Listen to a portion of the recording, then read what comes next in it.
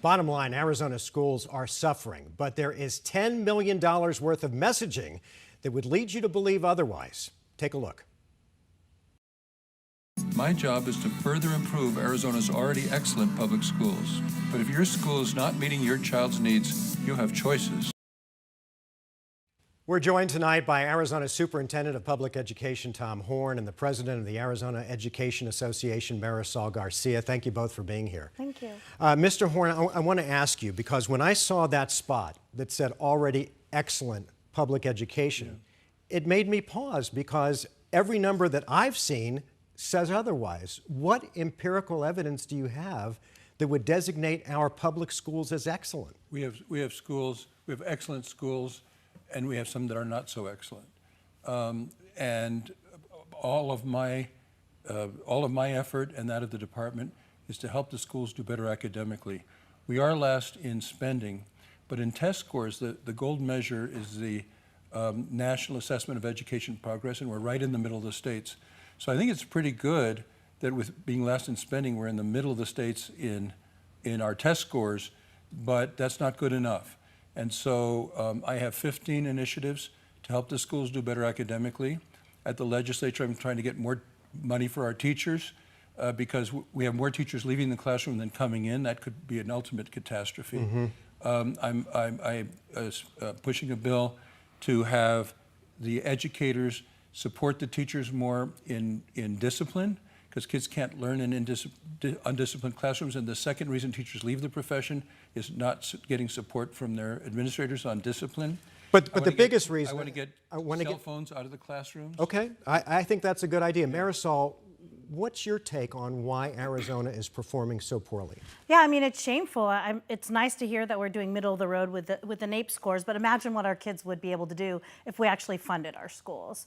I think the bottom line is educators have been screaming from the rooftop for almost a decade now that the underfunding, the large class sizes, and to some extent, the lack of support from politicians and from school boards have really led us down this path to now be almost 50th every year. Here's what worries me when it comes to funding, and Bram was right, it does all come back to dollars. Yes. Prop 123 may not be renewed, and that would be the loss, Mr. Horne, of $300 million for public education.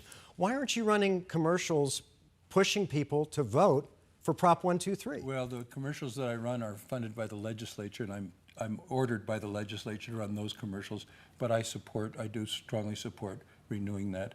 I think my entire adult life, I've been pushing for better resources for our education, and specifically better salaries for teachers and better support of the teachers on discipline. Why do you think this legislature has continually, and it's not just now, it is over the years, why has this legislature continually turned its back on education?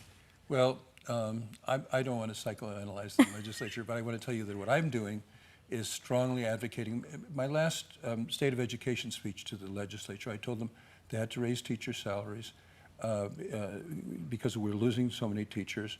We've got to support them on discipline. We've got to get cell phones out of the classrooms. We've got to get the focus back on academics, away from distractions. That's what I'm all about. And I'm doing my very best at the legislature and in my 15 initiatives to help us get better academic results from our schools. And believe me, I understand you can only work with the dollars you've been given. Let's switch to ESAs for a second. Ms. Garcia, how much does this program, which is ballooned to a projected $900 million, hurt public education? Oh, it's devastating. I mean, you can correlate the fact that the discipline issues, the teachers leaving, the fact that we have unsafe schools right now lead to the fact that we need funding. And it comes directly out of the general fund.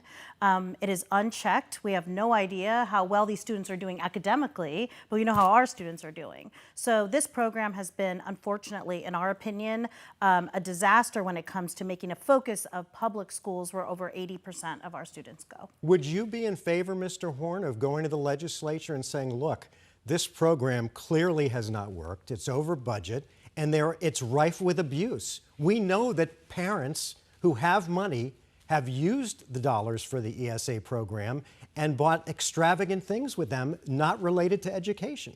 Well, you won't be surprised to know that Marisol and I don't entirely agree on this subject. First of all, I've cracked down on the extravagant uses on the ESAs. And I've been attacked a lot for it, but I'm insisting everything has to be reasonable. And we pay $7,400 on average per student on the ESAs.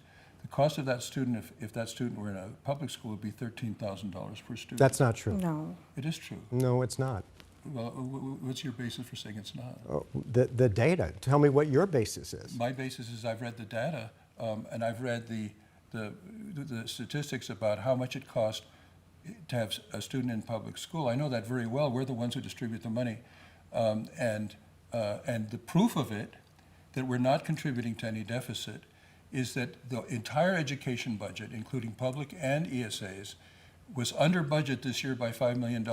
So we're not, no part of education is contributing to any deficits. Marisol, I'll give you the last word. Yeah, I mean, I think the problem is that we need new investment in public schools. My son went through his entire kindergarten through high school underfunded. He had multiple teachers for math. He had only paid for half-day kindergarten.